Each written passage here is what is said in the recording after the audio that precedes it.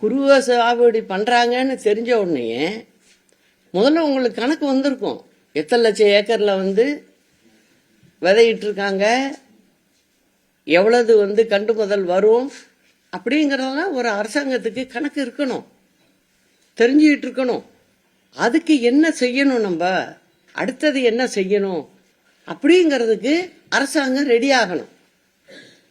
இந்த நுகர்பொருள் வாணிப கழகம், அதாவது டிஎன்சி என்ன பண்ணுது அப்படின்னா, சிவில் சப்ளைஸ் கார்பரேஷனுக்கு வேலையே இதுதான்.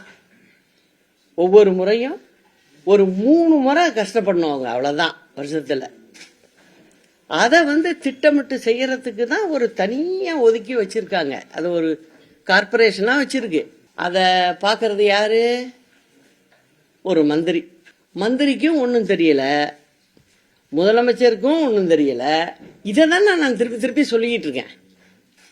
நான் சொல்றது உண்மைங்கிறது இன்னைக்கு போயிட்டு வர பார்க்க வழியில எனக்கு தெரியுது. அந்த பெண்கள்லாம் கதறி அழுகுறாங்க. என்ன சொல்றாங்க? நாங்க எங்க போய் வைப்போம்? நாங்க சாக்கு போட்டு மூடி வைக்கிறோம், பிளாஸ்டிக் சாக்கு போட்டு மூடி வைக்கிறோம், தண்ணி படாம காப்பாற்றணும்னு.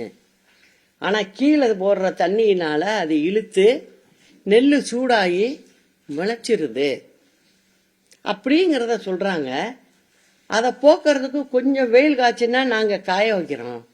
எங்க கை கொதிச்சு கையெல்லாம் கொப்பளமா இருக்கு. நான் பார்த்துக்கிட்டு வந்த அத்தனை லேடிஸ்க்கும் கை பார்த்தீங்கன்னா நாவப்பழ கலர்ல இருக்கு, கொப்பளிச்சு இருக்கு. யாரு வேணா நீங்க போய் பார்க்கலாம். ஆனா இன்னைக்கு வரைக்கும் நெல் எடுத்த பாடு இல்லை.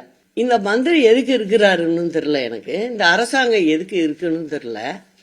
வர்ற வழியிலே சொல்றாங்க, அம்மா இருந்தப்ப இப்படி இல்லம்மா, அப்ப எல்லாம் எடுத்துருவாங்கம்மா, எல்லாம் வேலை அப்படி நடக்கும், எடுப்பாங்க அப்படின்னு சொல்றாங்க.